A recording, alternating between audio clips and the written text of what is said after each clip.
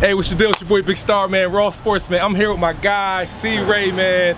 Off the court, Raw Sports. The new series is back, man. It's crazy, you know, giving you a in-depth, exclusive behind-the-scenes look at all these athletes. You know, I spend, you know, myself, we spend so much time, you know, following you guys, you know, AAU, you know, at your games, high school games, all that kind of stuff. But people never get a chance to see, like, who you are. Right. Like, who Christian Ray is. That's what Raw Sports is off the court is all about. You know what I'm saying? So, shout out to our host, sponsor for today, the Pizza Box. Out, and where we at? Gap, Pennsylvania. Gap, PA. Farmland. I saw tons of cows and sheep, and I came through Strasburg, you know, train station, all that kind of stuff. Are you a country boy, man? No. You're not a country boy? No. But shout out, man. You ready, man? Yeah, I'm ready. So we're gonna talk to the people, man. Yeah. We're gonna let them know, you know, where you grew up, you know what I'm saying, some of your favorite things, all kind of cool stuff. Yeah, I'm ready. All right. Where's that? I'm ready for that. You ready for it? Yeah. Hey, real quick. I'm gonna do something different. Okay. All right. So, you know, when you're about to go hoop, what do you do before you hoop? Listen to music. No, and that's part of your warm up, right? Right, yeah, you do your little stretching routine. All that. We're gonna do a quick little warm up. It's gonna be fun, all right? Okay. 10 questions, 10 random questions, real quick, just to kind of get you warmed up for our conversation. Right. You ready? Yeah, I'm ready. All right, 10 random questions. You ready? All right. Favorite cartoon growing up? That's I said random, right? Favorite cartoon growing up? SpongeBob, I guess. SpongeBob? Yeah, SpongeBob. Okay. Music related. Biggie, Jay-Z, Nas, or Tupac? Tupac, 100%. Not even close. No, not even close. Landslide. Landslide. Prime. We're talking prime. Jordan or LeBron? LeBron, hands down. I'll argue anybody any day for hours. LeBron James is the best player basketball. Hands down. Yes. No doubt. In a fight, you can call one person. Batman, Superman. No. Batman, Spider-Man, Black Panther, or Wolverine. Who you call him? I wasn't really a Marvel guy, but I'm gonna go with Batman. I don't Batman? know. Yeah, I don't know well enough to really decide for you. No doubt. That's a safe choice. Yeah. That's a safe choice. All right. Lancaster or Lancaster? Where we like?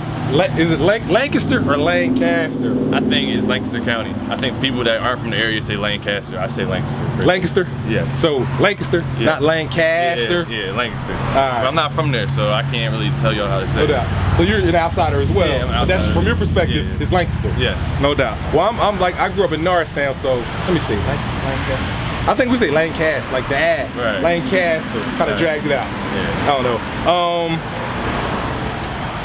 You're at a cookout. What you going for? What's your favorite thing at a cookout? I'm going for the wings, barbecue wings. Gotta get mac and cheese and the string beans. That's my three right there. No doubt. Yeah. No, that's your go-to. Yeah, for sure. No doubt. One superpower. What would it be? All the knowledge in the world. What's that? All the knowledge in the world. All the knowledge in the world. Everything, yeah. No doubt, no doubt. All right. Kevin Hart, Dave Chappelle, Eddie Murphy in his stand-up prime, or Martin Lawrence? Kevin Hart, Dave Chappelle, Eddie Murphy, or Martin Dave Lawrence? Chappelle. Dave Chappelle? Dave Chappelle. No I doubt. like his show. Crazy, legendary, right? Legendary. He's a legend. Your dream job? Play basketball, make money. No Of doubt. course. No Can't doubt. anything better than that. One last thing. All right. $1 million, but you can't spend it on yourself or your family. Right. What you gonna do with it? Invest in it. Invest in it? Put it right in the market, and then if I can't ever touch it, No, you can't. No, you can't spend it on yourself at all. ever. No. Listen. Not even. No. You missed it. You're misinterpreting. You get $1 million in your cash right now. Right. You can't spend it on yourself. Right. And you can't spend it on your family. You got to spend it on other people. Right. What you gonna do with it? Give back to my community. In what way? We have, I'm getting half and half. I'm giving half to Haverford, half to Octavera. Octavera can get some more facilities, more equipment, better stuff. You know, it's a small school. And Haverford, I mean, probably won't make that big of a difference, but you know, they did a lot for me, so I gotta get back to them for sure. Okay, what's up? So that's what it's all about. That's the warm up right there, man. That's off the court. You like that? Yeah, I like that. All right. So listen, like I said, shout out to Pizza Box, man. Shout out to my man, Claudio. Claudio. Zip. Claudio and Pizza Zip. Box. You gonna go in and you gonna get with y'all in a minute.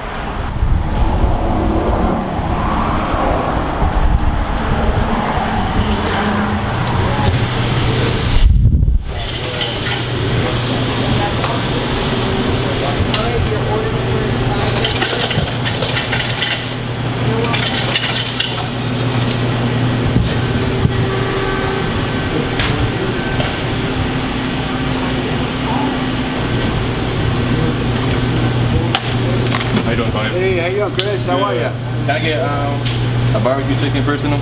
Sure. And then a side of fries as well? If you don't mind. Appreciate it.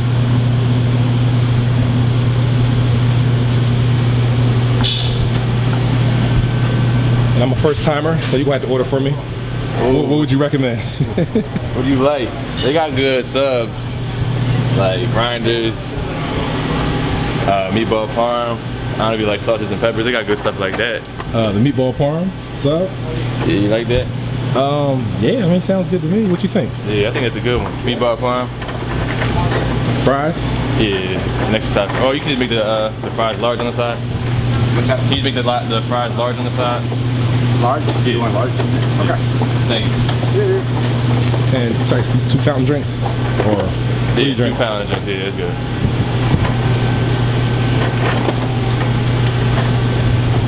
What size do you want on your sandwiches? Do you want it small or large? We have a 12 inch or 15 inch? I'll say large. Yeah, large. We're big guys. Yeah. Can you handle it?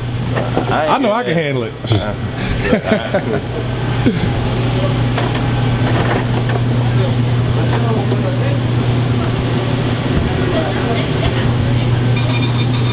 Already? Good. Okay. Appreciate it. Yeah.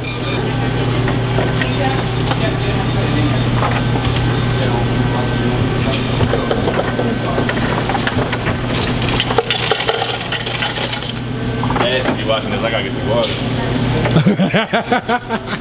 No doubt. Stay disciplined. It's called discipline. That's right. And character, you know, what you do in private when nobody's watching. Exactly. Except Raw Sports. He ain't cheating, Coach Ass. Trust me, he ain't cheating. He ain't cheating. Well, I'm not going to college right now to hoop, so I'll take the Powerade if you don't mind. That's better than soda, at least. Yeah, I'll give you that one.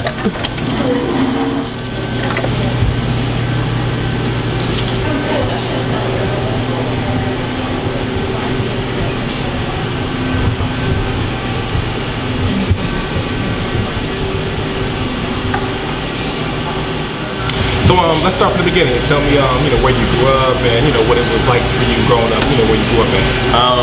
I grew up in Gap, Pennsylvania, which, you know, when I went to Haverford, or when I'm in Philly, 'cause I'm in Philly or Haverford 90% of my time now. Yeah. People ask me like, where are you from? And that's always like an awkward question. Cause like, what are you gonna say, Gap? What do you know what that is? So I say usually like I'm in between Coatesville and Lancaster. No doubt. In between Coatesville and Lancaster. Like literally, yeah. Yeah. And sometimes people don't even know what Coatesville is, which is crazy to me, but like they don't.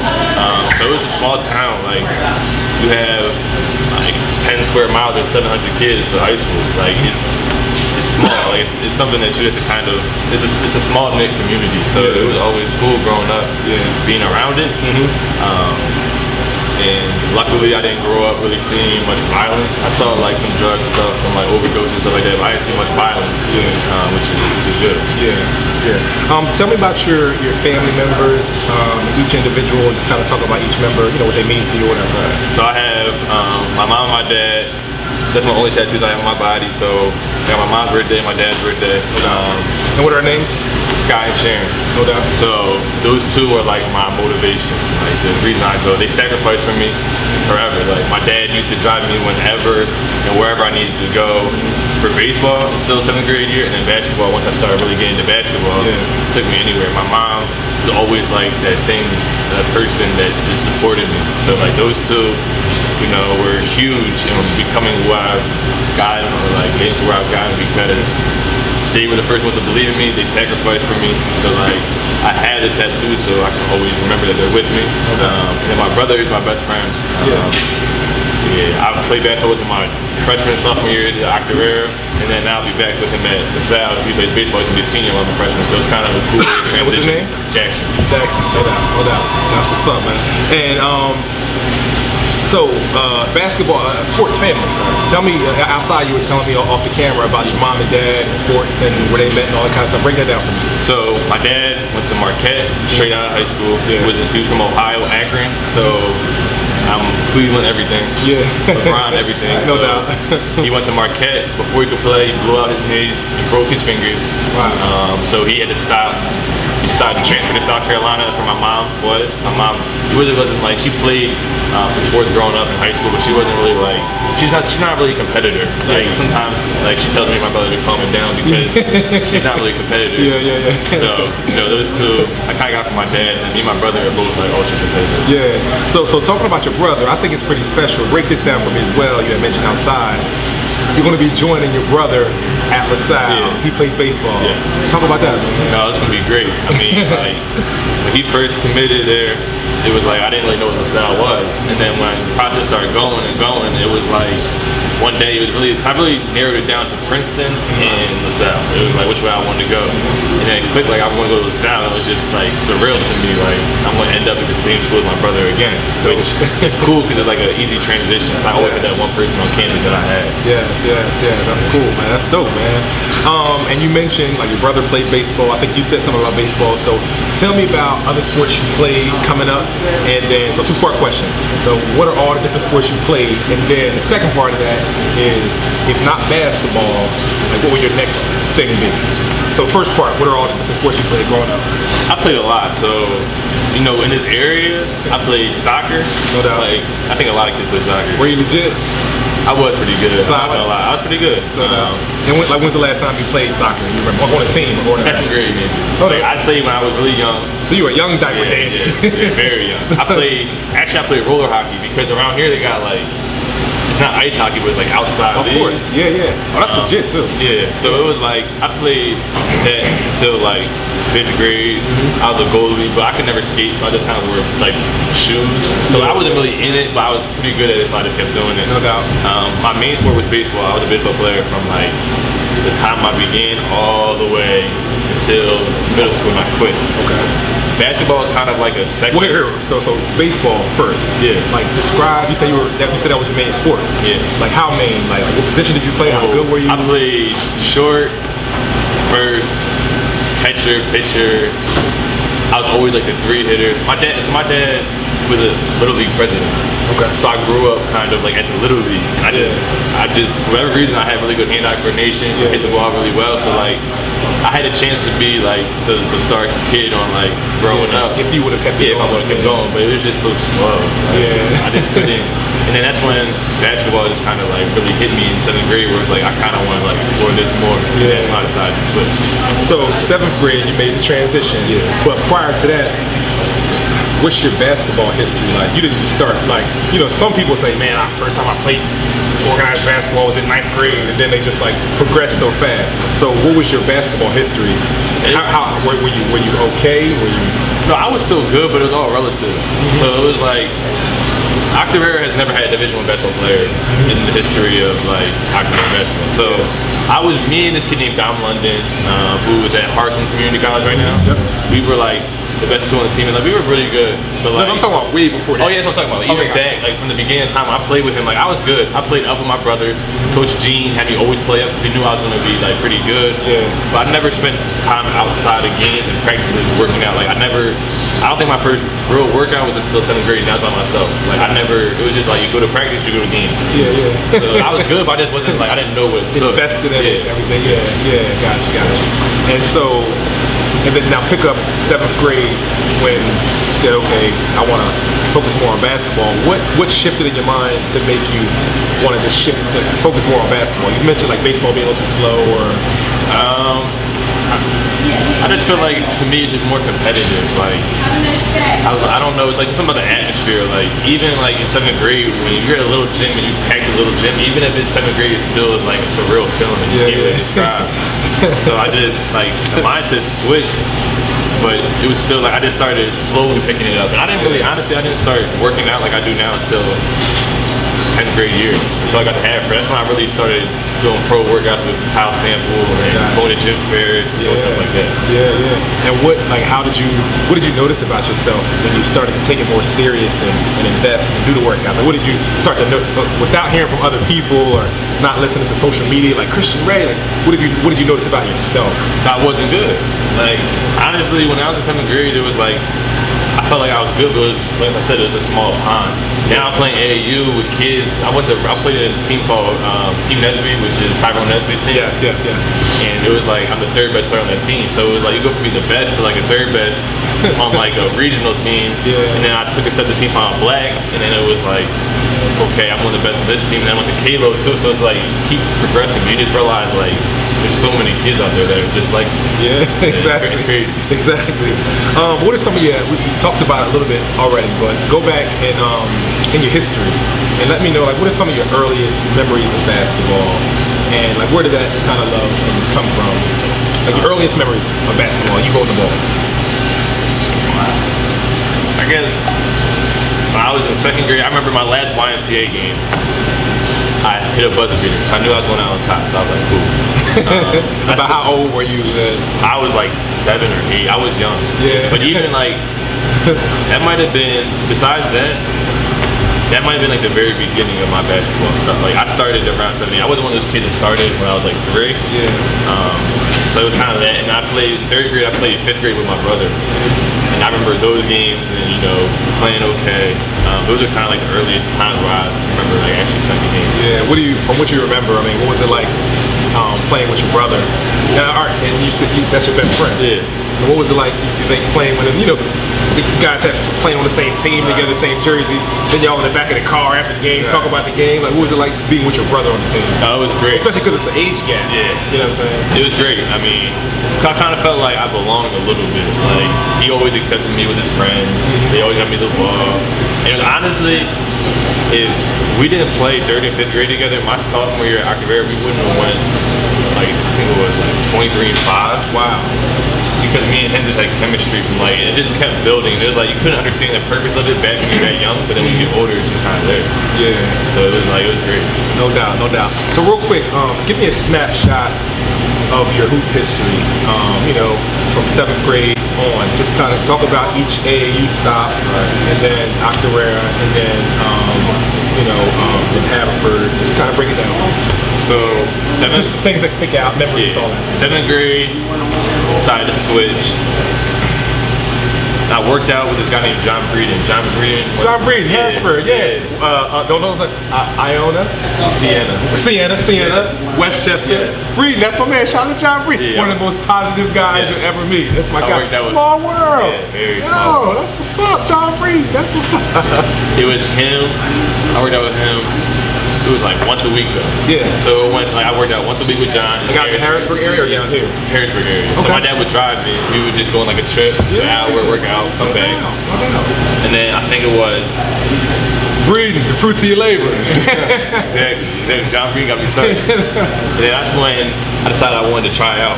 Yeah. So there was 2 teams I was gonna look at. Nook Sports, which is like man, not me, like Nook. And I was looking at Berks Red Storm. Okay. Which ended up being Team Nesby. So it was this guy named Mike Haney. They were Reading type people. And I played with them. Played a year. I mean, I averaged like 6 a game. It was not like. And which team was that? The Berks Red Storm team. Gotcha. So I followed them.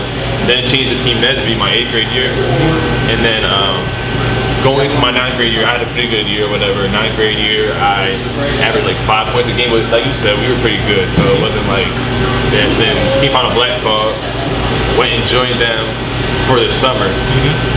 I played 2 summers with them. And then 10th grade year at Acavera, I kind of blew up because between my freshman and sophomore years, I worked out by myself. Gene would let me in the gym, I would work out, get like 1,000 shots up a day. Just by yourself? Yeah, on the gun. Just shooting. So I kind of blew up my sophomore year. As a sophomore, Acavera averaged 23 and a half. Sophomore, Acavera, 23 and a half. Yeah, 23 and a half, 22 and a half, and then that's when Kyle Sample and Kalo, or Team Philly at the time, saw the numbers, whatever, contacted me. Was it just from like, who's this 10th grader at Acavera, kind of on paper, actually, internet or whatever? You just brought it up. I forgot. I saw Kyle for the first time at City Basketball Love Camp. So shout out to Josh Berlin because he kind of COBL, he was the reason I kind of got noticed. So I went to COBL like 3 times. Sam saw me there. And real quick, hold that thought. that's just a great example of those exposure camps. A lot of times, like some kids, they just don't understand the power of those exposure camps. All it takes is for one person to see you there, for one person to see Josh's little write-up about you or whatever. They can totally just take your life in a whole different direction. But go ahead. And that's why I think Josh Phillips is one of the most underappreciated media members in the area, because for him it was like, Kyle worked there, met Kyle, he was like, it would be great to see you in Adidas. I was like, yeah, okay, like, Nike, like whatever. I thought like, sophomore year came around, I blew up a little bit, won the Chesmont Player of the Year for my division. And then he came to a game, like he drove all the way from Philly out here and watched me play district first round. And he called me and it was like a decision, do I stay with Final Black or do I stay with Caleb? And I love Jamal Hunt and the people, but it was like, Kyle and really like, it just seemed like it was right. So I jumped on it. So a decision like that, I mean, that's just one example of like almost like your college decisions. You know what I'm saying? Like, those crossroads that you have to go. So was that something that you came up with yourself, or your family helped you to make the decision, or like what? My family is they're so nice that it kind of hurts sometimes. Like, there's such people that we'll support everything that you do, but it's like, that doesn't really help me. Like now it's like I need whatever you want to do. Like, whatever you want to do. It's just like, well, I appreciate how nice you are, but like that doesn't help me. So it was like, we sat down and talked. Kyle, I love Kyle. That's like one of my best friends now. He is he should be a salesman. Like honestly, like he was in my phone calling me. He was saying all the right things, and it just clicked. And I was like, all right, I think I need to try this. The reason I will forever be like thankful for them is that they work throughout constantly. Like Kyle Lowry's team is just like, nobody has a name. Like I didn't have a name, ended up with 19 offers. Don Bishop didn't have a name, now he's with Xavier. Like these kids that don't have names just work. So I went there. So it's a lot, besides just going to the tournaments and all that, it's a lot of stuff behind the scenes, working and everything. Yeah. And that's when I started working out with him, and then it was June of that year, my brother had just graduated, and we were talking about, I was really young, so And what was the great difference between you and your brother? I was a sophomore when he was a senior. Okay, gotcha. But then I was gonna graduate at 17, so my birthday is August 15th. So August 25th here. Yeah, so you know what I'm talking about. So I was really young. It's August 9th, I think, something like around like right now. I go back to school in 2 weeks. I get a call. What do you think about Haverford? I'm like, what is Haverford? I don't know what Haverford is. He's like, it's around me. You know, it's a great education. Like, I don't know if you're really up to it, but like, I know it's a travel, so you know, it'd be great for you education-wise and basketball-wise. It's a great class. So I was like, okay, I'll go on a visit. The whole ride there, I was trying to find reasons to not want to be there. Like, if the campus is too big, I don't want to go there. If it looks like there's too many people, I don't want to go there.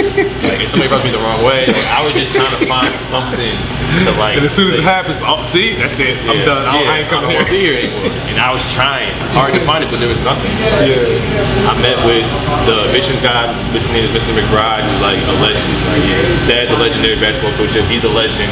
One of the best people there. And it just clicked, and then that's when I went to Haverford, and honestly that changed my life because I met some of my best friends, Karan Randolph, Holy Family, Jameer Nelson Jr., George Washington, Austin Richards, UNC football. Like these people like I met that were basketball players are kind of all new at the same time. Like we all came at the same time, we were all kind of new. So like Karan was like the kid that was been there, so he helped me. And then like the other two, like now I still talk to, like I'm gonna be with Jameer tomorrow. I still talk to Austin like most days. Like it's just the community accepted us, and then it just became a legendary run. And then literally the last year, it was just like we made history. Like we made history my junior year, won Interacts, but then we won states, won undefeated in games, and then So at Haverford, senior year, you had an undefeated regular season, and then postseason, how'd that go? We were undefeated. We beat West Town by 5 in overtime in state finals. Wow. So undefeated season. Yeah, 28. Has that ever been done? I mean, well, I'm not sure. Was that the first time in Haverford's basketball history? It was. We had won. To your knowledge. Yeah, we had won the Interacts the year before. That was the first time in 20 years. Small world. It was Ashley Howard's best friend, Doug Fairfax. He was the last one that won at Haverford. No doubt. So then we won it 20 years after that. And then this is the first state championship in Haverford history because it's only been around for like 10 years. Exactly. Yeah. And it was the first time I think ever that we went undefeated. Excuse me. We'll take that food and everything whenever you're ready. Like, as soon, yep. So I think it was the first time we ever went undefeated. Yeah.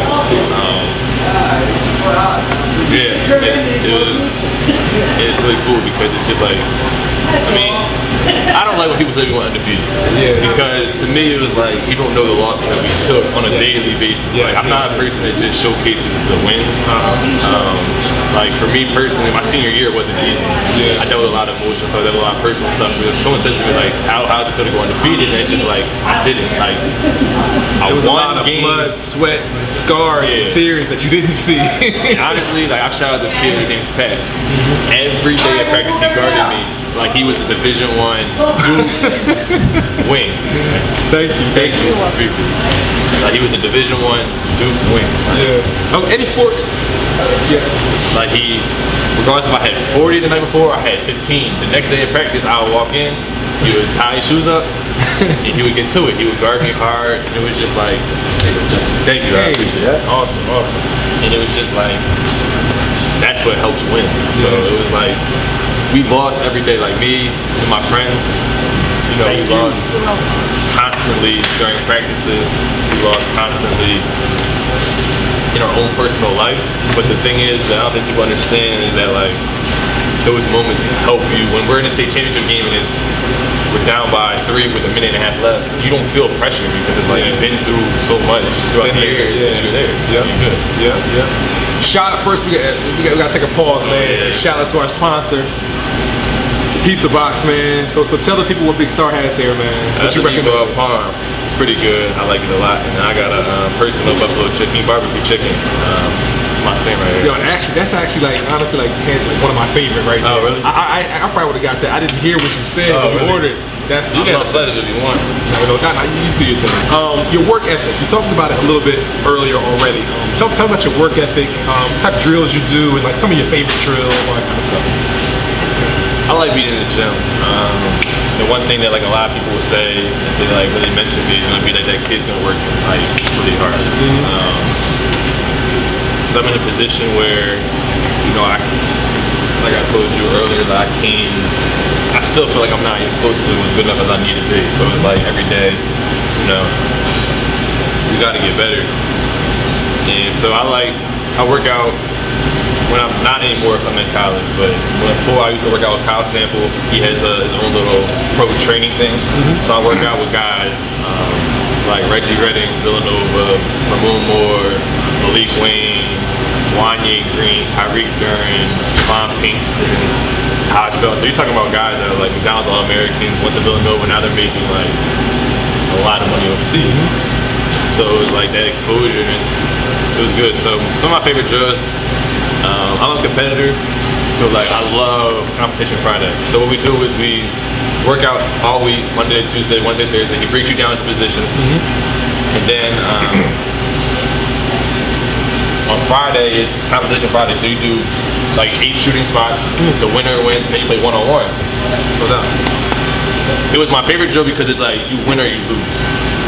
However, it was like there was days where like I'll be matched up and it was me, Reggie Redding, Ramon Moore, and Brandon Austin. So it's just like, no doubt. You know you're not gonna win, but like you're gonna try to sneak in out at least one of the spots. No doubt. Make them mad, make them like go home when they get upset. Like I just let a kid beat me.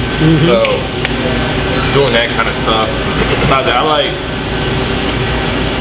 the way Kyle works out because we don't like we do drills, but it's not like cone work where it's like do 3 moves and then go. It's like you're coming off the screen, you have 2 dribbles to score. You gotta find a way to get it up. So it's more reality, real life scenario type workouts. Yeah. And it makes you find your spots. That's the transition I made from junior to senior year at Haverford. It's like I didn't shoot the ball anymore. I just found my spots at a better rate and was able to be comfortable at these spots. I work out with Jim Ferris as well, and Jim Ferris, people don't know, he was 76ers strength coach for a little bit. He was around the world kind of speaking now. So I worked out with him kind of before I got to Haverford for like a year, then we stopped, and then my junior year at Haverford, I restarted with him, and you know, we worked out hard. He was always available. He was like 5 minutes from my school. Great dude, and he really helped my body out a lot. Like, that's the biggest thing I did. Cool. What are some like keys to your success? Like, if you could identify a few things that have helped you to get to the stage in your life that you are now, personal life, athletically, like a few keys to your success.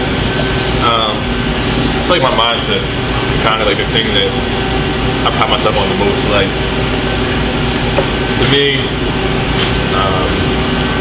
like anybody knows me, is like, I would rather score 10 points and win than 30 points and lose. Like, I don't care, I just want to win. And this is gonna sound crazy, but I get really personal. I'm like a defensive person, which is good and bad. Which is like, if you ask some of my best friends, it's like, okay, that can be annoying, but it's like, when somebody says something negative about me, or like they tweet it out, or like one of my coaches said something to me, I'll find a tweet, I'll screenshot it, print it out, and put it on my ceiling. And it's like, because I like it. I don't mind compliments, but I don't feel like I'm good enough to receive compliments. So I just like living in like a world where people continue to question me. So that's why, like, for me, it's like, I'm always gonna work hard, I'm always gonna be dedicated, because you gotta prove yourself every day. Cool. Anything else that you can think of that, you know, contributes to your success? I guess just being humble. Like, as a kid growing up, he probably won't even watch the interview. I was in 6th grade, 5th grade. I was at an October basketball game. One of the players was in front of me. I was nervous, you know, like, it was like, oh my gosh, like, it's like, everybody's like LeBron when you're in 5th grade, like, and the kid was good. I think he ended up going to Bloomsburg. His name was Maurice Bowers, and it was like, and I said, like, and I was scared to say, but I was like, good luck. But I was scared, you know, I'm 5th grade, whatever. I'm thinking like, he's too, like, big time for me, and like, he like appreciated it, and then every time before a game, he would make sure that he came to sit with us every game. It was like, that impacted me so much because it made me feel like I belong. So now it's just like, I want to be accessible. I want to be like, when kids DM me or kids ask me for different things, or even when kids like DM me like, can we go on live? Like, yeah, I don't mind like going live with them, because it's like, one thing for them can change their world. I mean, the world. Yeah, and it can make them believe that they're good enough and set them forward. So it's kind of like, I really stay true to who I am. I don't boast. I don't like, never gonna post out my accolades or do anything like that. I just want to stay humble to like who I am, because I come from a small town. You know, that's what's up, man. That's cool, man. This is awesome, man. That is really good. Great recommendation. So if you come through the Gap, and you'll know you're in the Gap because you'll see the tower. What's that Gap? Gap Tower clock. Yeah. That Gap Tower clock. Pizza box right up the street. Chicken parm. I mean the meatball parm is banging. My man's got one of my favorite over there. Barbecue chicken slices. Really good, man. So tell me about your diet. I mean, is it like, you know, I know you're making the transition to college, and you may have different requirements there, but just like regular, you know, daily, like a strict diet, or you're conscious of eating, or just eat whatever, or what? I think I wouldn't say myself strict. I wouldn't lie, say that I am, but I also don't just like, just constantly like inhale just bad foods 24/7. Like, I cut soda out a year and a half ago. I drink it here and there, but I used to drink juice and soda all the time. Now it's like a lot of water, which I've seen a lot of benefits in. But besides that, like, I like vegetables, I like chicken and stuff like that. So I'm pretty healthy when it comes to that. Now, I'll still eat fast food, but it just won't be 24/7. At LaSalle, they have planned meals for you in the summer, so they kind of teach you how to eat the right way. They teach you what the portion should look like. They get you the right proteins and the right things after you're done lifting, so it kind of really helps. Cool. What's one of your favorite foods? Chicken. Yeah. Okay. And in specific form, or just in general? No, I like barbecue, grill, fried, baked. Yeah, but like, the other three are like really my favorite things. No doubt. Something I was thinking about. Who, if you had to pick one, who would your like a sports hero be? Someone you kind of is inspirational to you, and why? Like, on a broad scale, LeBron, because of just who he is on and off. A lot of times kids these days get caught up in the perks of being a basketball player. You know, one of the things that I kind of always remember hearing was like there's a difference between being a basketball player and someone that plays basketball. With social media and being like the man and likes and comments, a lot of kids get fit into that, but I feel like LeBron kind of just redefines what an athlete is. Like, he's more than just an athlete. He's his own brand where he goes out and helps kids. He's never in the news like cheating on his wife or at a bar fighting anybody or arrested on drug charges. Just the way that he handles himself on and on the basketball court is like business. And I really respect that. Somebody that has his platform. Cool. So the same question, just shifted to reality. So if you had to, who would your like a real life hero be? Like someone you've come across, you know, the last 17, 18 years of life, and why? It would honestly be all three of my people that are closest to my family. So my brother, my mom, my dad, just because they've all been through like their own trials and tribulations, but they're still the strong people that they were before it happened. And it's kind of like miraculous to me. Like my brother lost his best friend 11th grade year. It's hard for anybody, but to be from a small town makes it kind of like even hit home for everybody even harder.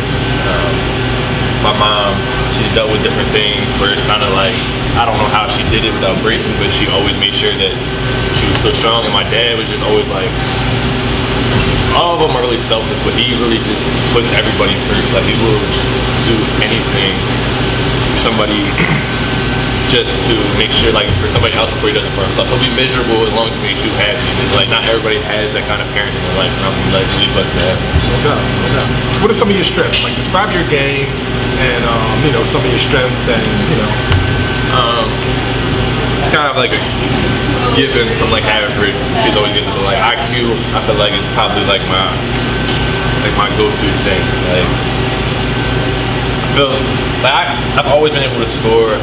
I can do stuff like that, but I feel like I just can read the game a little bit different, which kind of helps me. And going to college, you don't get 15 shots a game as a freshman. Like, I go from having 15 shots a game at Haverford to having like 5, 6, 7. So I'm good at like creating my own opportunities, which means like I crash the boards pretty hard as a guard and wing. So like growing up, I'm always taller than everybody else, so I have to rebound. I'm like a big man. And then when I transition into more of a guard wing, now I still have that same mindset, so I can get 4 to 6 points a game off of the offensive rebound, so I can create it's shots. still in your mind to go get the ball, because that's just who you were. Right, exactly. So I had not sitting there waiting for somebody to get it and give it to you. Exactly. So it was like I'm good at manufacturing my own attempts, manufacturing my own shots. So like I still will get 4 shots, 5 shots, 6 shots a game, but I can get 2, 3 more buckets just based off offensive rebounds. That's why I try to do. What are some things that you're still looking to improve about your game as you make the transition, to Coach Ash and LaSalle? I think the main two is just ball handling and then footwork, but that's especially when I shoot the ball. Like, I feel like I can shoot the ball now, but I feel like I can become a knockdown shooter if I really like get the footwork down. Like, footwork in basketball is basically everything. It's like that's what my next step is. Like, footwork down on finishes, footwork down on shots, just making sure that, because the next level is reduced speed, you gotta get your feet down quicker than you do in high school. That's one thing that I kind of, came in and like the coaches like talked to me about, and they've been working with me a lot. Is just like get my feet down early, quick release. So that's kind of like the next step for me along the path. On the high school level, locally or whatever, who's like one of your favorite players? Somebody you really enjoy their game currently? I like playing against dogs, so I like playing against people that just like rip your face off, like just go. So I played Chris my junior year, Chris Ames. That's who he is. That's why me and him got along really well at K-Love. I really enjoy playing. He's relentless, man. Yeah, he's gonna keep going. Like, regardless if you want him to or not, he's gonna keep going. Whether he's winning, losing, like, it don't matter. Like, he's just going hard from the tip to the last whistle. He's a dog. I really appreciate that. Even like Naheem McLeod, another dog. So I like competing against him. Me and him got at it. Playing wise, I like playing with Jameer. Jameer is like probably my favorite player I played with. Karan. again. And then I like playing with Doc. Like Doc can score the ball, Doc can get going. He's really, really good. So those are like the kids in high school that like. Is that Bishop? Yeah, Doc and Bishop. Yep. If you can, like, it's a really interesting process for kids who aren't there yet. And even myself as a parent, like my son, started, being recruited for football. It's like you think you know about it, right. but then you're going through it and you learn a lot of things as you're going through the process. Right. So if you can, if it's a freshmen, sophomore, junior, seniors in high school now that are looking forward to this process, going through it for themselves now, like describe for them, your process, the whole recruiting process, and then ultimately what led you to choosing LaSalle as the right place for you. So you're gonna start. You'll get your first couple offers. My advice with that would just be don't let it get to your head, just kind of push it to the side. A lot of times kids can get caught up in the first couple ones. It don't really matter. I mean, especially when you're young, sometimes they don't go all the way until you're a senior. So sometimes even if you want to go to that same school, they're not even on the table anymore. So 3 years later. Yeah, you can't just like rely back on it. So wait, pause. I really thought about that. Like, I'm a freshman or a sophomore, I want to say I got my 50th offer from such and such school. That school is going to be in a completely different situation in 2 or 3 years. So you may not want to go there in 2 or 3 years based off who's there, who's not there, what coach is there, what coach is not there. Other kids may be going there when you're like, oh man, we're in the same position, so I can't go there now. So that's pretty interesting. Yeah, just my thing would just be just play. Like, they're gonna come, you're gonna get to schools, and then you're gonna end up at the place you God wants you to be at, but like, just play. Like, don't get so caught up in it. And then when you become a junior, and you're done your summer, my advice would just be, tell coaches to their face, or on the phone, don't just let them go on Instagram and see that you release a top 7 and they're not on the list. Like, to me, like, that's the one thing that I would just give advice for. Like, Thank you, I appreciate that. You don't know where these coaches, like, you don't know how much time and effort these coaches put into you. So you have the coaches finding out on Instagram, like, oh, I hope we made it. Right, like, these coaches that's their livelihood. Like, they don't know that you're off the table. They're still recruiting you really, really hard. They could be recruiting the next kid. That could be the next thing for their program. So just be honest and don't feel like any situation is gonna be like a Cinderella, like, slipper situation. Like, no situation is gonna have the location, the campus, the coaches, the programs, the facilities, the education that you want. You gotta pick which is most important to you and just kind of, follow that. And then it's kind of ironic how sometimes what you think that you wanted doesn't end up being what you wanted. So I always wanted to go to a big campus when I was a kid. I'm at LaSalle now, it's small, and I feel like it's big when I walk in the morning from one side to the other to get to the gym. So I'm thankful I don't have to ride a bus or walk, 10 blocks to get to the gym. Like, there's certain perks that you just don't even know until you get there. What in your mind said, LaSalle is definitely a place for me. This is the coaching staff I want to be with. This is where I see myself in the next couple of years. For me, it was probably the coaches, plus my brother, plus the Big Five. So, like, the one thing about Haverford that I wish I could have been a part of is the PCL.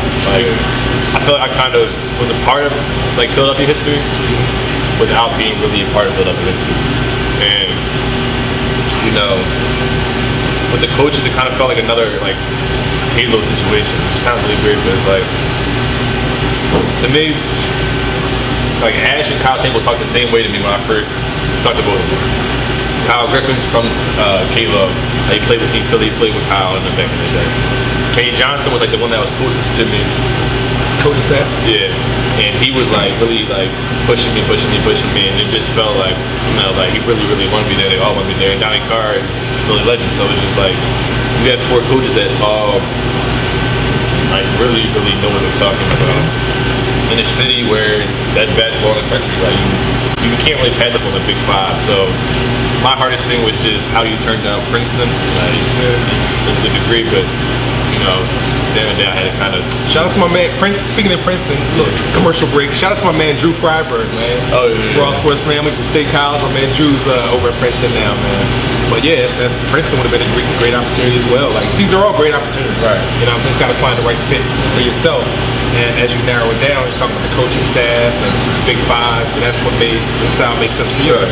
And I feel like coming from Haverford, I have a lot of really good connections. I made a lot of relationships with a lot of good people. So I felt like going to LaSalle, I'll be fine. But I know Haverford community will always look out regardless, and that's really appreciated. One thing real quick before I go refill on my drink.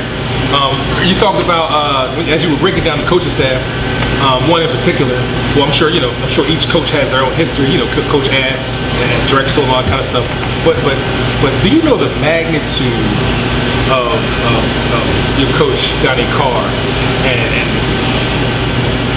the magnitude of his basketball history, or when you say that word legend as it relates to, do you really know the stories? Yeah, he told us the Kobe story a couple times. Okay, and what did he tell you? How they went at it the first half, they were going back and forth, and then Kobe kind of got off on him in the second half. No, he kind of dominated the first half, Kobe kind of dominated the second half, and like it ended up with like Kobe was like 31 and Donnie had like 26. So it's like, yeah, I mean, you gotta like, anybody that doesn't know that he's a legend is kind of like, you gotta do your history a little bit. Like Roman Catholic, really good, and even now, like he just understands the game. And it's like sometimes I feel like kids don't like appreciate it enough when you have somebody that was as good as he was. I mean, he was. Listen, I was there, I was around myself, because I grew up, I went to Norristown High, from Norristown, so, but like that's my era. Right. I graduated in 95. So I'm sure Carr, I think 95, class of 95 or 96, either 95 or 96. I think 96. Yeah. So like we all came from the same era. Like I played against Kobe, Norristown played Lower Mary at PW, so we all had, we're the same era. But we're talking about one of the greatest players of all time, arguably, like Kobe Bryant, what I'm saying, one of the greatest players in that class and so when everybody was talking about Kobe Bryant, like everybody was talking about Donnie Carr as well, and Rip Hamilton as well. But Donnie and Kobe, dog, like they were like, you know what I'm saying? Like honestly, he is. Donnie Carr is a maniac, man. From what I could tell, he used to be like a dog, like a straight dog. I watched his highlights.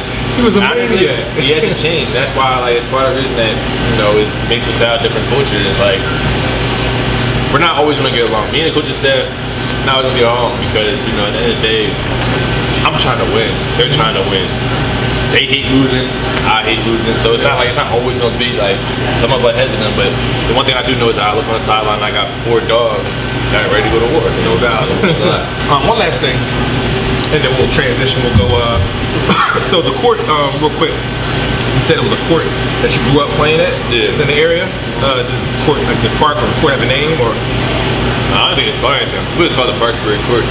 No doubt. So one more question for you, and then we'll take a break and we'll head over to the courts.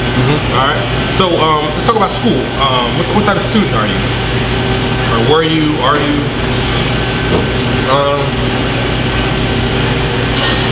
I don't know what I finished Haverford with. I think it was like 3.7, 3.8.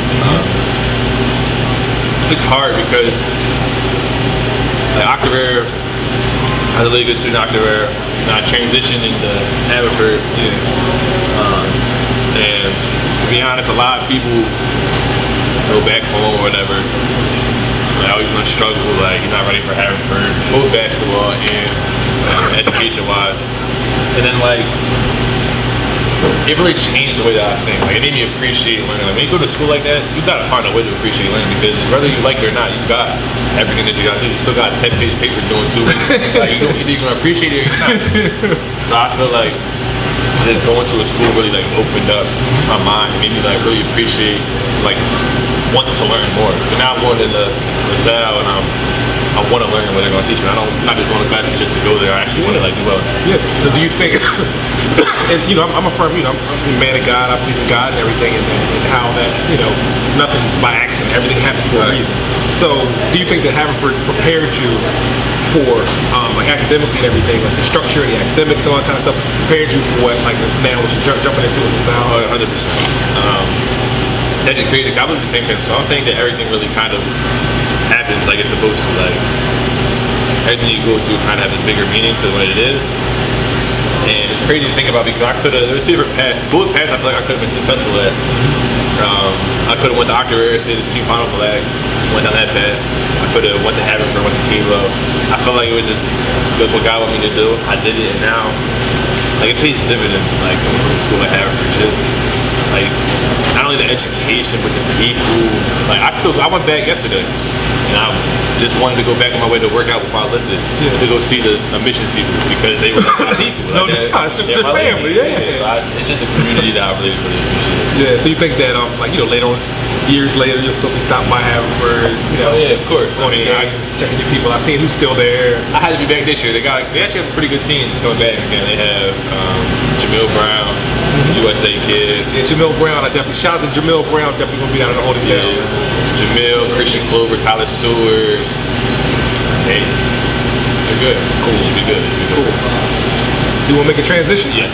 Hey, so people, we're going to take a quick break, and the next time you see us, we will be at, what's the name of the park? Parksburg Courts. Parksburg Courts? Yes. We will be at the Parksburg Courts, one of the locations where my man C. Ray grew up, earning his stripes.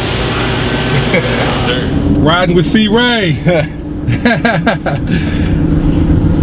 So tell me, what's this area like, man? So this is your hood growing up, huh? Yeah, I don't know hood's word, but yeah, I mean, it's open. I'll tell you that, it's open. I like the openness. I just don't know about like the farms and stuff. No doubt. Yeah, my house right up there. No doubt. Oh, sweet. So that's kind of what I live in. So no, it's good. I mean, I can't complain from growing up here instead of growing up in a bad area.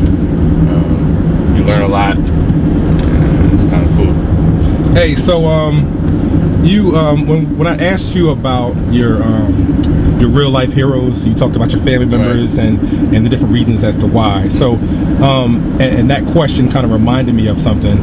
Like when you talk about character building and the things in life that created who you are and made you who you are today, in particular like adversity. Right. When you so what is some, and this is a question, it's optional, you don't have to answer it if you don't want to. Right. But I'm always curious to know what adversity you went through, if any, and just any difficult things that you experienced in life that kind of created and kind of made you who you are today.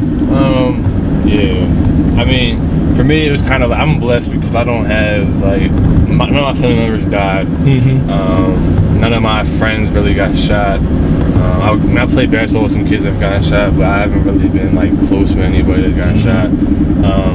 But this past year, I deal with something. I'm not really the most vocal about it, but I deal with, this year really hit me. I have like anxiety really bad. Yeah. So this year, like I talked about inside the store, like it was hard. Like they're like the beginning of the year, and I feel like I missed a lot of my senior year because of the anxiety that I dealt with. And that's why I'm talking about, like, you take the wins and you take the losses. You can't just be one or the other. And I'm very personal. I'm really introverted, so I don't really talk about it much. But it's just like, as an interview, I feel like it gives opportunity to kind of just show kids and show people, like, you're gonna win, you're gonna lose. It's just about like getting to the next day, pushing through it. So I dealt with, for me, anxiety was the thing that really like, kicked my butt this year, and it really like made some days hard. It made days really long. It made like my mind race. It made me emotionally drained. It made focus on basketball, focus on school hard. But like you lose some, and then you come back and you win a state championship, so you can't really complain too much about it. So you win and you lose. It's just about getting to the next step. So like and I appreciate you being transparent and opening that up and talking about that. But just give me an example of the anxiety and how it how you struggled and kind of like how your I guess your process of overcoming and being stronger and not being pigeonholed by that. You know what I mean? Yeah, I mean, like, I guess the way I could describe it is I went to like the person at my school, and the way that she described it is something called being a catastrophizer. So I take small things and I blow them out of proportion and think about the worst thing possible. So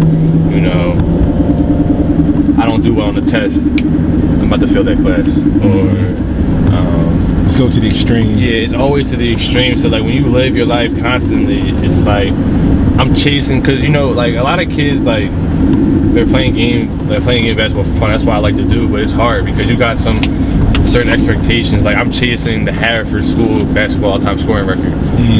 So it got to the point where like sometimes I'll be so like anxious to even try to like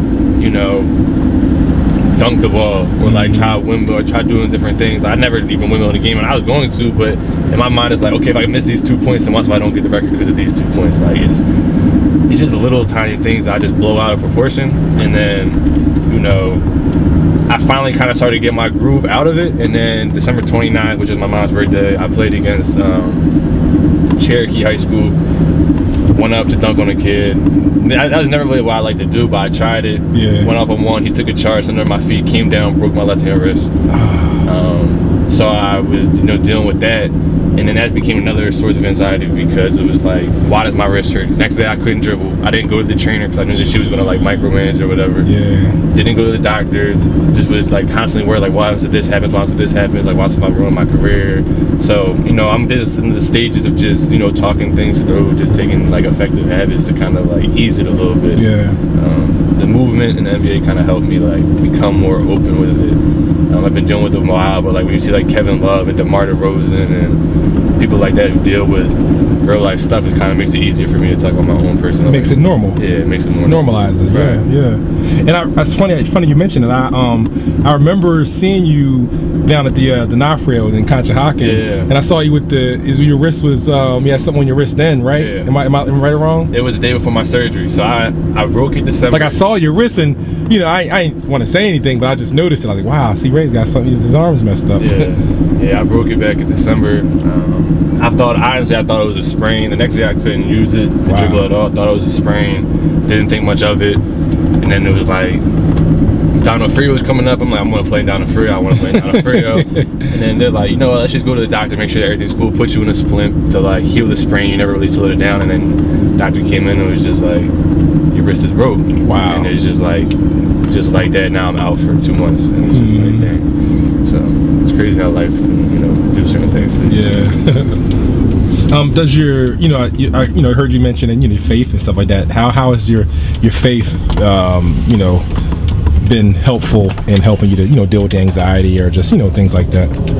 It's been huge. Or just life in general. It's been crucial. I mean, like for me, and even like it's crazy how things work. Because I now go to a Catholic school, like a Catholic college, and I learned about it, so it even helps it even more than I did before. But like, you have to believe that things are like, you can't live your life just, you know, with a negative view. That's what I did for a while, but then I really came in like terms. I had some people that I met this year, you know, like certain people in particular that, you know, really, like, you know, you're just becoming, you're just gonna know them, you're just becoming close to you, but they understand you, like they get you, they deal with the same things you dealt with, and the people like really pushed me to my faith, and they really got me closer to it. So shout out to them, because they kind of, you know, brought me closer to something like that. And then you look back, like when I first broke my wrist, I thought like it's over. Like I already feel like I'm a little bit behind on people. Now I'm really gonna be behind people. Like this is the worst time for it to happen. Yeah. And then it was like,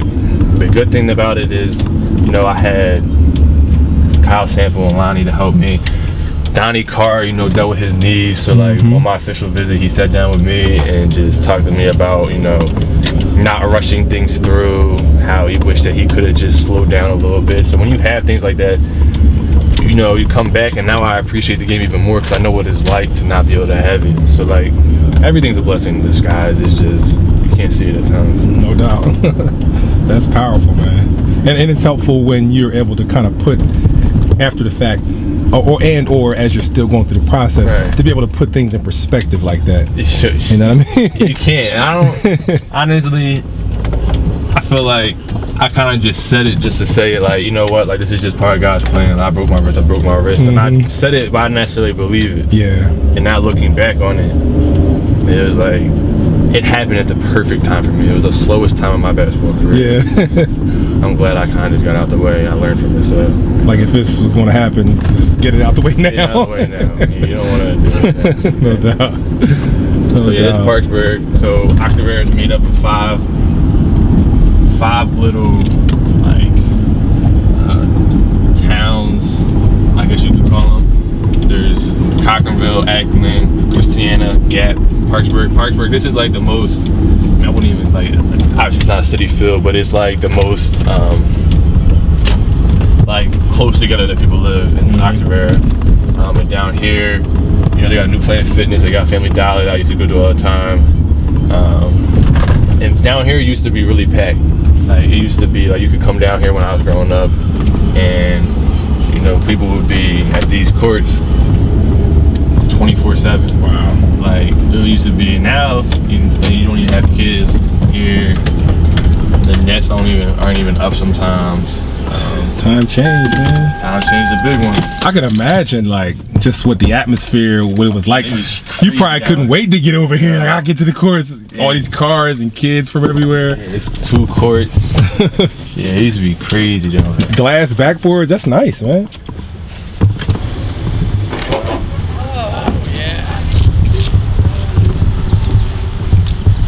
So yeah, it's Parkburg. You know, it's everything that you would think a small town would be. It's kind of like a secluded area.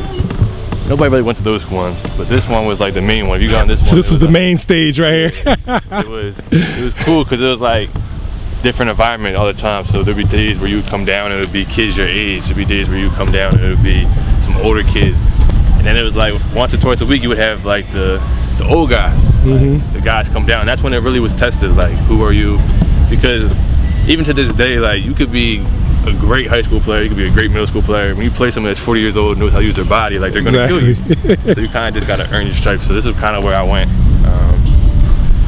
You know, it's a little difficult. Not many people go anymore because you got Ash Park, like, and that's legendary. Like Ash Park, you know, you have Rip Hamilton, John Allen. Was that in Coatesville? Yeah. So I played down there in some couple of leagues down there, but this is kind of where I really was when I was a kid. So that's really cool. What about summer leagues? Like, talking about that, like, did this area have summer leagues, or did you play summer leagues over in Coatesville? Or I played summer leagues in Coatesville, kind of like it was more of like an adult league though. So it was really interesting because it's like I'm 16, 17, and it's like these grown men are like ripping, like literally like you going for a layup, you getting pushed. Like, it was like really physical. Here, this was more like just close to street ball you can get. There was no like real organization. It was kind of like you just bring your 5, you just play. Like, you don't. There's no real names here. It was just, you know, you play. If you can get on the court, you get on the court. If you get the respect to get on the court, then you gotta do something with it. I used to be down. Okay, so my freshman year, I used to be down here every day. So my summertime. So I remember playing people like 2-on-2. I remember playing 5-on-5.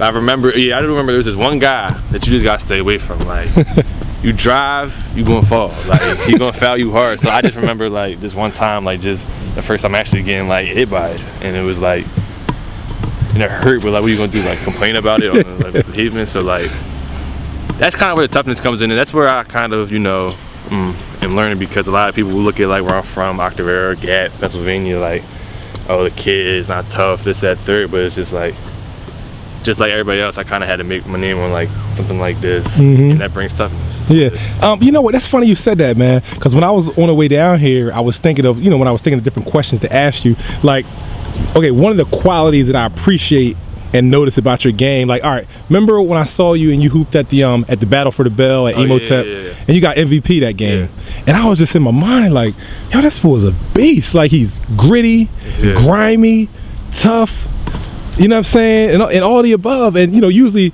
like when you hear players like, all right, Kevin Garnett, you know, he's a 90s kid, like, you know, so when like if Kevin Garnett would have had like a, you know, off the court, you'd be following Kevin Garnett like in the projects in Chicago, and you know, some, you know, certain, like your environment sometimes attributes to the qualities and type of player you become.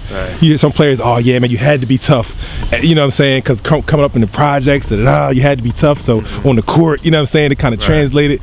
But some you know, individuals that may come from an area where it's not really like the environment's not that, but you still wind up being like a dog. Like, how help me to understand the mathematic equation on how you still became a dog, and this is not the projects. No, to be honest, like, I'm gonna like, if that makes sense. Yeah, I'm gonna just kind of call it like how I see it. I just kind of pride myself being honest. Like, when you're white, you kind of have to prove who you are more. And that's kind of where like I kind of like grew to appreciate like how much other people have to deal with in regular life. Like, I'm blessed because I had to deal with it in basketball. They had to deal with it everywhere they go. But it gave me a perspective. Like, I can't. Every time I walk on the court, it's a disadvantage and an advantage because everybody's just gonna say shooter, so I'm gonna be able to get to the basket like 3 times because they're gonna run. Oh, they're gonna shoot her. Yeah, like White boy, they're gonna shoot her. So they're gonna run at me all hard, and I can get by them. I can get to a bucket. So I can get like 4 points a game like that, but like it's hard because it's just like you gotta, like if you walking onto the court, if I'm white going against somebody else that's not, like I had to do twice as much athletically to have the same athletic viewpoint. I had to do twice as much, like physically to be as physical. So for me, it was just like I'm tired of just being called like the white kid. Like, like I don't care where I'm from. I don't care that you go home and you're in the heart of Philadelphia, and I go home and I'm here. Like it doesn't matter. Like at the end of the day, we're gonna both step on the court. We both gonna have our shoes. Like it's gonna be a dogfight. Yeah. And honestly, it was the practices. Like when we had talking about drills. Kayla, we had 2-on-2 box outs. You had to get 3 in a row in order to get off the court. No fouls. So it was like people throwing elbows, you getting popped, you getting hit, you getting kneed, loose ball, people are diving, throwing their faces into like the bleachers because it's all like you want to earn your stripes. You don't want to be known as the kid that like, there's always that one kid randomly different practices where somebody would get stuck with him and they'd be pissed because they're on the court for 15 times straight, just constantly at war. So it was kind of like, just those mix of 2 experiences really kind of helped me like become like the gritty kind of person I am. Yeah, that's cool, man. Any other memories or thoughts about just kind of being out here, man? I mean, it used to be, I wish I could like have it be back, because like even I missed it a little bit. Like it used to be even more like packed before I was here, because it used to be a part of that park over there. Okay.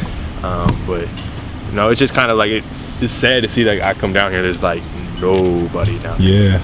Because it's just crazy how times change. I'm lucky because I kind of was in like the last kind of generation to kind of play at the course, but didn't really like, I played here and I was here a lot, but I wasn't like back in the day where it was like you just earned all your stripes here. So it was kind of a cool experience. Cool.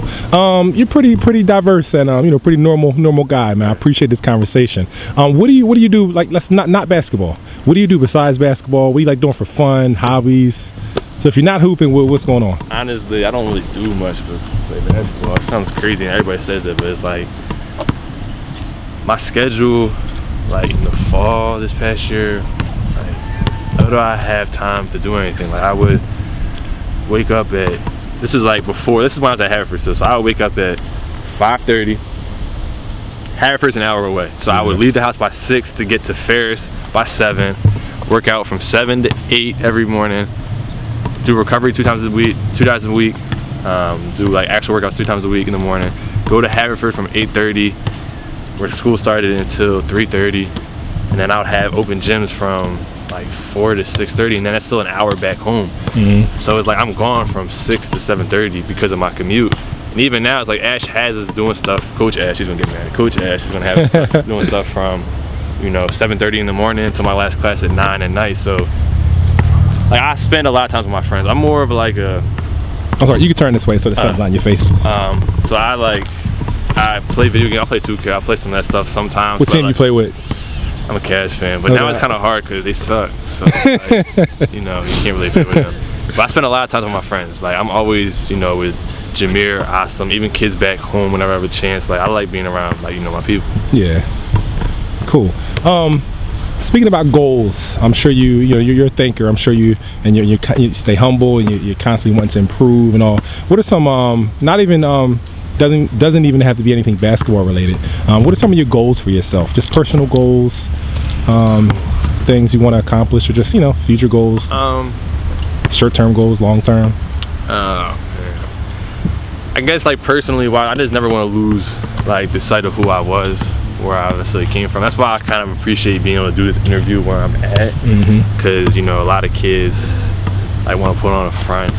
I'm really proud where I'm from. It's been a lot of good, it's been a lot of bad, it's been good. So I just want to stay true to who I am. Like I told you about earlier, I want to make sure that I'm always accessible to kids, never get like anything be too big about it. But personally, I just want to be able to take care of my family, take care of all the people that took care of me all the time I grew up.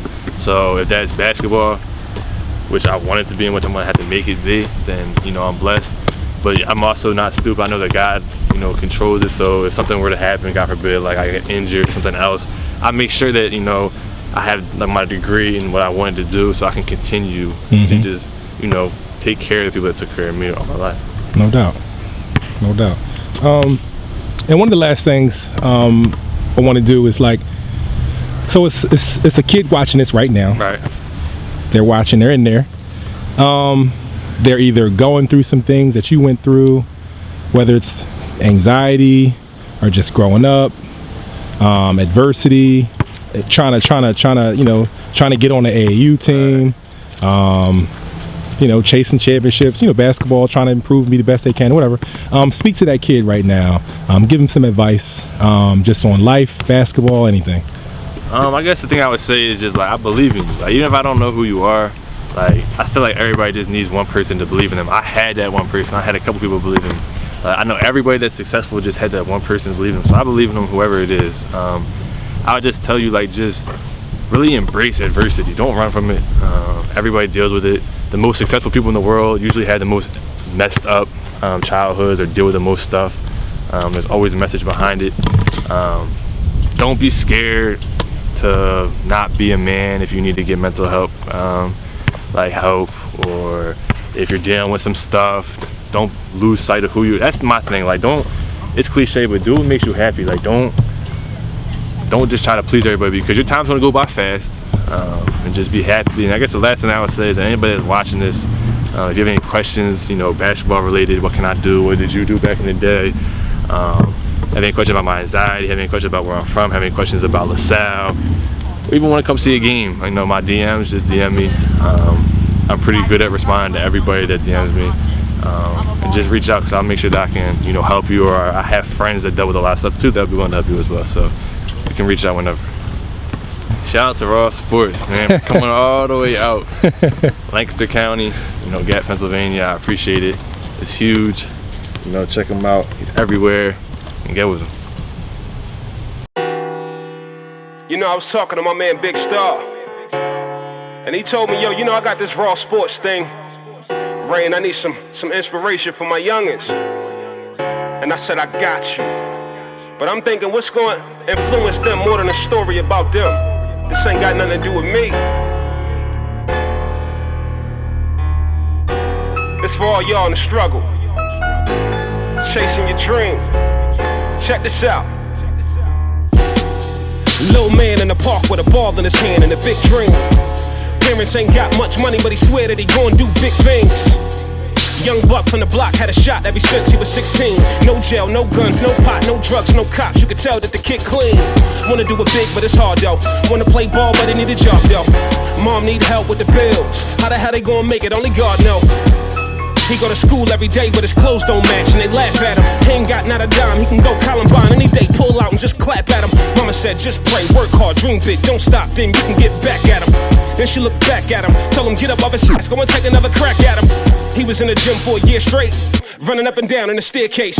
Turned 18 on an all-state team, baby, you should see the difference that a year make. He learned that he gotta outwork everybody else, cause he never gon' get a fair break. So when you see that he made it, know he had to work hard for it, can't nobody dare hate. Everything going good, seemed like all the hard work paid off. And that's when the phone rang. Mom's got laid off. How could something so right go wrong so quick with a trade-off? Robert God keep him on the ground when he saw that the kid was gonna take off.